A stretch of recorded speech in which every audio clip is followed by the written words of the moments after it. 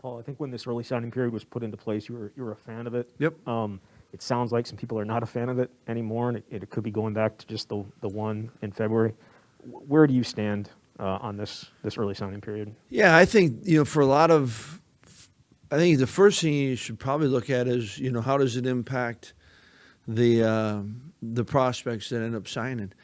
And I think for a large number of them, this is the most challenging year, because of, was it more than a year where they couldn't go anywhere. There wasn't access, so they were kind of set back. And yet, I know there's a ton of them, and in previous years where they just want it done. They've gotten a good look at it.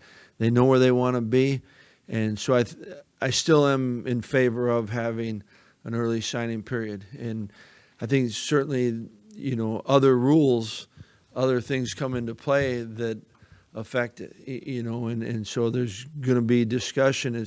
I don't know that it's just solely on the early signing, but I think it's a combination of the early signing and then, a lot of, I think this year seemed a little bit unique where schools were making earlier decisions on coaching changes, really some in season, so that they could have their coach in place. And you're never going to catch up, right? Because one may be filled, but that's going to open another one. And yet it still is just the early signing period. There still is, the February signing period.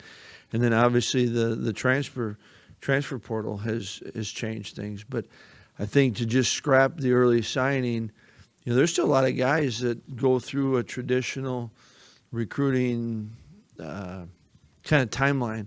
And for a lot of them, most of them, they've done it and, had a chance to take summer visits, and they know where they want to go, and it's nice for them to have it wrapped up and ready to go.